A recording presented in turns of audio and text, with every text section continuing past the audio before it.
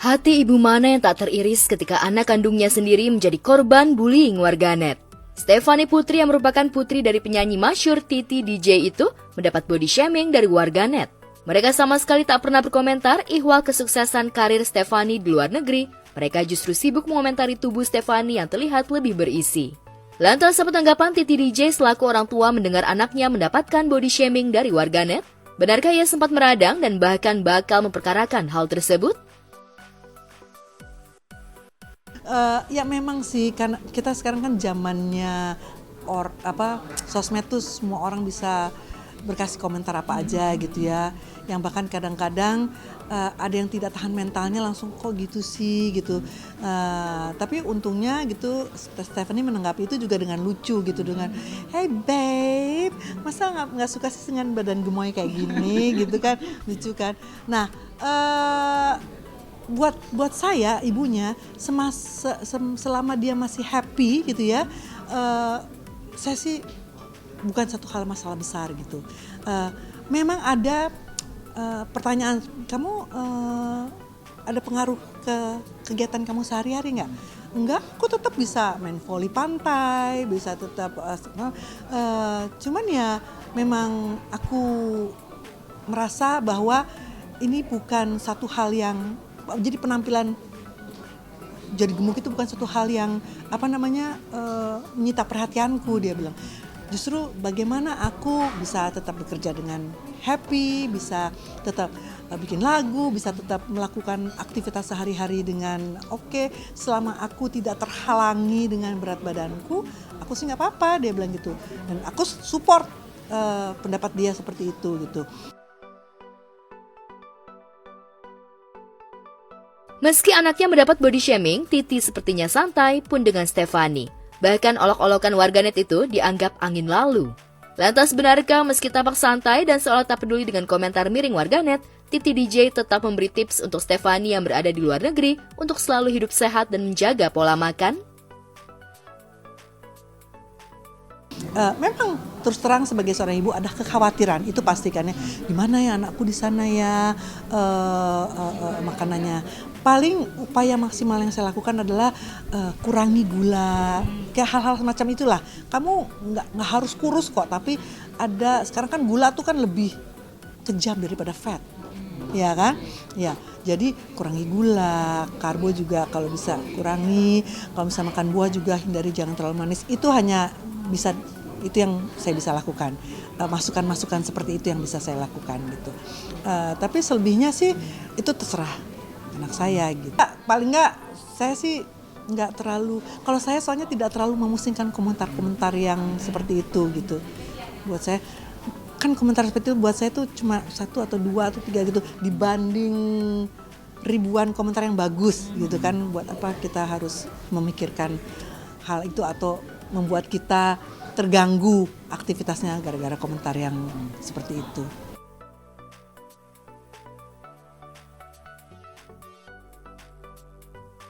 Pola hidup sehat serta pola makan yang baik memang selalu menjadi perhatian Titi untuk dirinya dan anak-anak. Terlepas dari operasi wajah, namun pola hidup sehat dan selalu merawat tubuh itulah yang membuat Titi kini semakin fresh dan tetap fit hingga tak kalah dengan para musisi muda.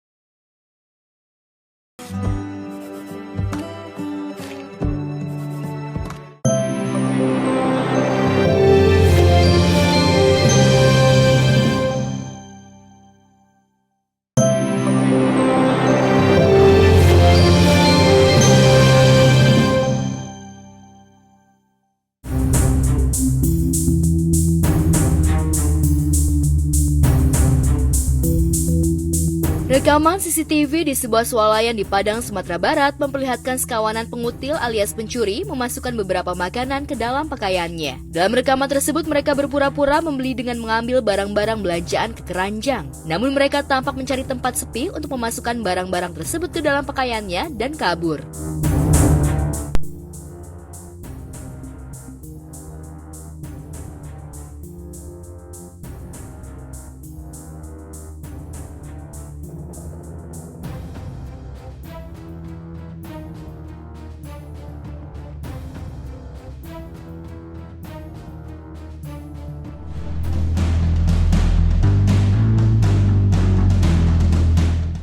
Bukan sekali atau dua kali mereka melakukan pencurian tersebut. Mereka merupakan kakak adik yang selalu beraksi di swalayan kawasan Tabing, Koto Tengah, Padang. Aksi mereka tentu saja merugikan pihak swalayan. Hingga akhirnya aksi mereka berhasil diketahui keamanan swalayan dan diserahkan ke pihak berwajib.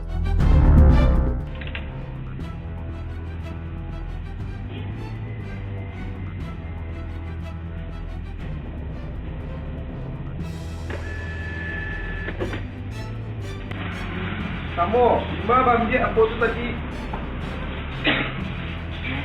Jatuh di Selangi. Selangi yang di mana? Pisang. Selangi pisang, mak kok. Main pisang tu dia, suka pisang tu. Hubungan awak dua kau, suami isteri, adik kakak. Adik kakak kan dua. Kau di mana tu di kafe ambil kau. Ini tidak memang kau. Tapi banyak kau. Banyak abang. Woi, kau di mana yang ambil? Kau tampang ya, aku punya siapa kau? Punya ni. Kau di mana ambil kau banyak ah. Ada lebih mas. Di mana tadi nih? Tempat abang tadi? Iya, tempat abang. Pas dia tadi itu baru mau beraksi baru bang, belum sempat ngambil dia pas masuk itu. Tapi Ketahuan. kita udah di sana udah hafal mukanya, udah kita pantau juga setiap hari.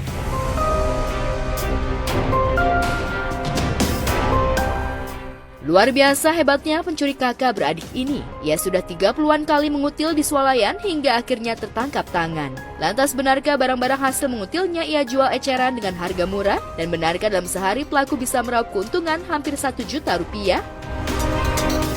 Telanjang. Masukin keranjang pura-pura belanja.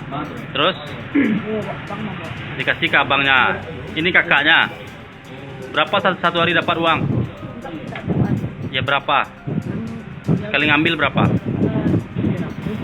700.000. Dijual kemana ini? Decer di jalan raya. Di dekat tempat terminal mobil. Terminal bus. Angkot. Abang nih. Sudah lebih puluhan kali lah bang.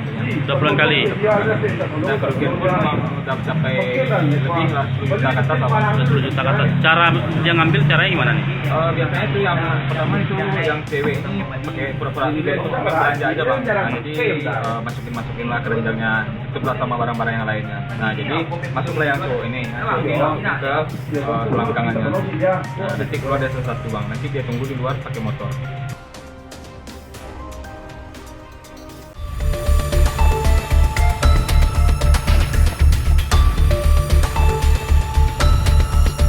Di tempat terpisah, aksi komplotan pencuri hewan yakni sapi di Gunung Kidul, Yogyakarta cukup meresahkan. Namun yang terekam CCTV kali ini adalah aksi pencurian sapi dilakukan oleh satu orang. Ia begitu lihai dan tak sedikit pun kesulitan, dari mulai masuk ke kandang hingga menaikkan sapi ke mobil dan kabur.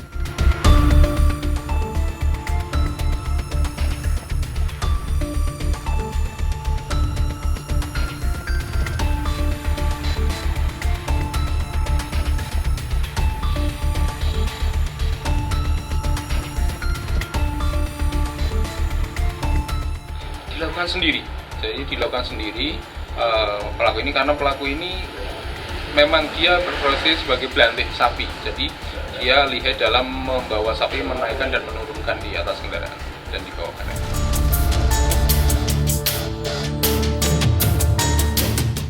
Sejatinya, pemilik sapi sama sekali tak menyadari jika sapi peliharaannya itu telah dicuri. Pasalnya, ia baru saja memberi pakan kepada sapinya yang memang ditempatkan jauh dari rumahnya. Namun ketika pagi, terlihat gembok kandang sapinya sudah rusak dan terdapat jejak kaki orang dewasa. Percaya jika sapinya hilang dicuri, pemilik pun akhirnya melaporkan kejadian ini ke pihak berwajib.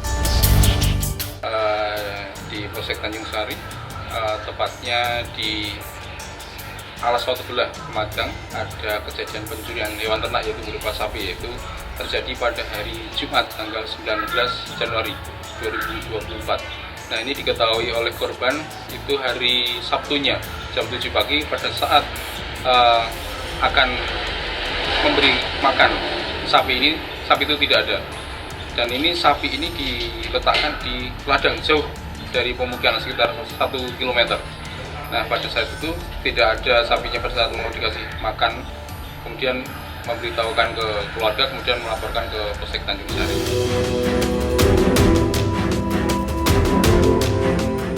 Berbekal rekaman CCTV, pihak berwajib akhirnya berhasil membekuk pencuri tersebut pada tanggal 24 Januari lalu. Polisi pun akhirnya mengamankan barang bukti berupa mobil dan beberapa bukti lainnya. Dan proses kami setelah menerima laporan, kita laksanakan penyelidikan, dan hanya beberapa hari kami langsung mendapatkan sisik melih kalau di kami bahwa terduga pelaku kendaraan angkut, kemudian di mana sapi ini dijual. Artinya melalui penyidikan awal, kemudian kita laksanakan upaya paksa untuk penangkapan yang kita laksanakan kemarin.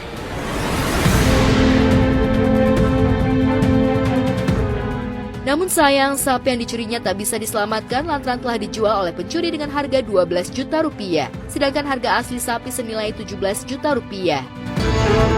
Satu kali, sementara ini baru satu kali terduga pelaku inisial AS ini melakukan pencurian hewan ternak berupa sapi ataupun tidak berdaya lainnya.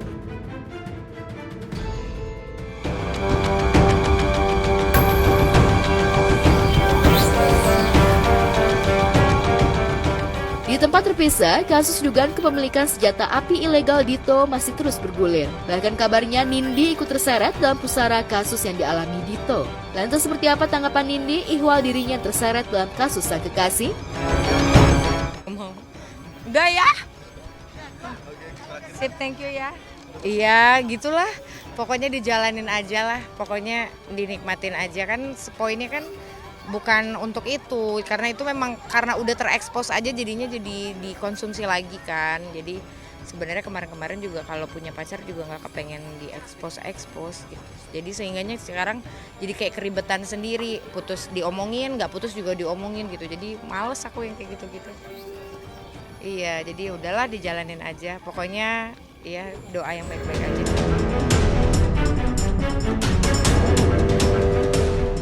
Cukup mengejutkan, ternyata Nindi dan Dito sudah lama mengakhiri hubungannya. Lantas apa yang membuat Nindi melepas Dito di tengah kasus yang melilit? Benarkah kisah asmara Nindi bubar lantaran ia ogah terseret dalam kasus senjata api ilegal? Ya banyak hal. Iyalah, daripada aku kan juga umurnya juga bukan muda lagi, bukan anak-anak Gen Z, punya buntut 2, terus harus pikirin kan masa depan buat aku, buat anak. Jadi kalau segala sesuatu tuh memang tidak ada masa depannya, buat apa?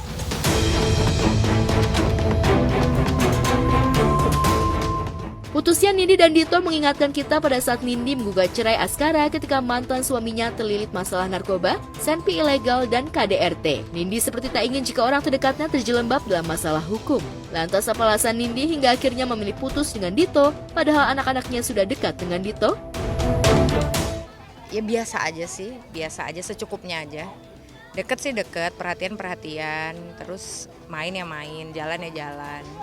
Pernah juga pergi jalan tanpa aku juga pernah, karena waktu itu aku lagi di luar negeri terus mereka pergi jalan. Nemenin anterin les gitu-gitu juga pernah. Pernah semuanya, pernah dilakukan, mungkin dicoba ya, karena kan beliau juga single ya. Belum pernah punya keluarga, jadi mencoba untuk ini. Ya sebenarnya sih bagus banget. Maksudnya mau hands on take over kalau aku nggak ada gitu. Tapi ya aku kan penilaian itu kan bukan cuma hanya dari situ saja. Aku pokoknya kalau anak-anak aku oke, baru aku oke, kalau enggak ya enggak gitu. Nggak ada tipe sih. Kalau untuk sekarang tuh kayaknya aku juga kalau melihat pernikahannya tuh masih trauma ya, karena aku nggak mau aja jadi kayak quality time aku sama anak-anak aku tuh jadi terganggu, atau misalnya kayak entah itu pasangannya nanti nggak suka sama anak aku yang kayak gitu-gitu, aku nggak mau, karena bagi aku tetap prioritas anak aku. Kan ada ya ada yang memprioritaskan pasangannya daripada anaknya. Itu ada banget. Ada banget. Kan karena kan anak-anak ini adalah korban dari perceraian orang tua, sehingga kan dia memiliki kekecewaan antara ibu dan bapaknya gitu kan. Terus kalau aku egois juga untuk memikirkan kebahagiaan aku, kasihan dong. Sedangkan kan aku udah mengorbankan kebahagiaan dia dengan tidak mengutuhkan keluarga. Kan gitu ya.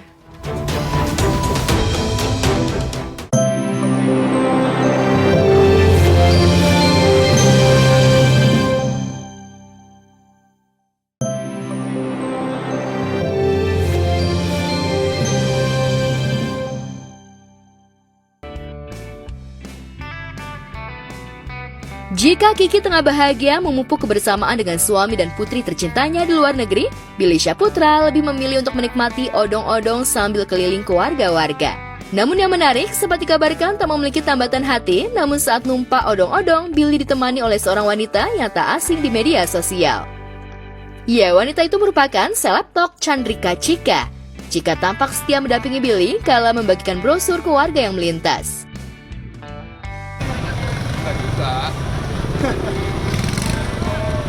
Ayo. Yuk.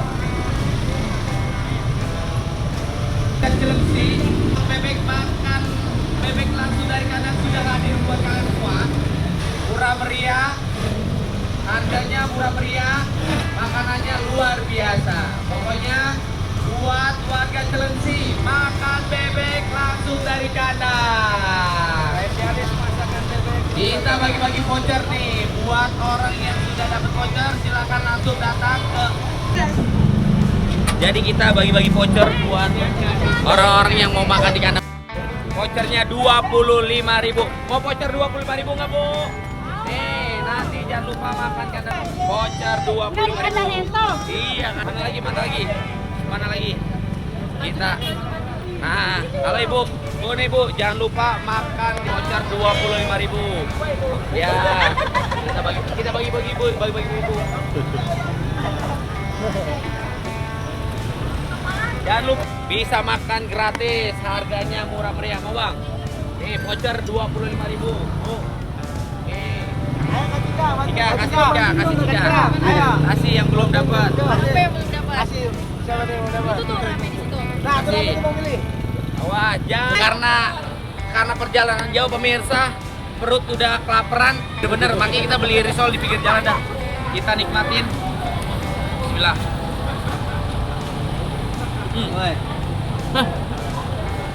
Dalamnya enak banget. Tak hanya di odong-odong, Chika juga tampak setia mendampingi Billy saat memperlihatkan beberapa menu-menu makanan yang ada di bisnisnya itu. Crispy aja pemirsa, kita juga menyediakan cendol. Ini cendol memang bener-bener khas banget, rasanya enak banget. Ini nggak promo, ini bener-bener real enak banget, nggak tahu. Coba, ada beberapa varian Mas, ada nangka, ada alpukat, ada cendol biasa, original. Pokoknya ini kita cobain ya. Oh ya, ini mungkin gue lebay atau apa, tapi memang real ini enak banget. Perut ini banyak berbicara ya. Tolong, aku lapar. Justru itu, guys, khususnya untuk pemirsa kita cobain, kita review. Ada bebek bakar, dan juga ada beberapa. Ini apa nih? Karedo. Piringku mana? Bareng berdua, kenapa sih? Ya Allah, lo tuh pengen banget gue berdua sama lu ya? Iya. Nanti lu jatuh cinta sama gue. Ih, pengen banget berdua, Chika. Kan emang gak bisa dipisahkan. Emang susah ya kalau udah suka sama orang ya? Suka sama gue kan? Iya. Dan berharap lo kalau gue juga suka sama lo. Kan tangan gue kena mulutnya Chika gimana? Jadi lah, nggak apa-apa lah. Buat Chika dah. Ini ya, Cik? Enggak, ini aja. Ini aja, mau sampel. Ini minumannya apa sih ini namanya? Lemon. Nih, ah. Sumpah dulu, ngajak banget abis ini. Gila lah, pakai kecap bang. Abang jangan tega bang. Yaudah.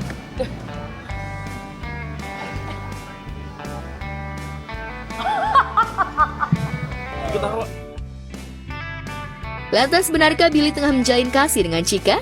Dan benarkah Billy tengah kejar setoran dengan banyak membuka usaha baru di bidang kuliner untuk menikah? Dan benarkah wanita yang bakal menjadi pelabuhan hatinya adalah Chika?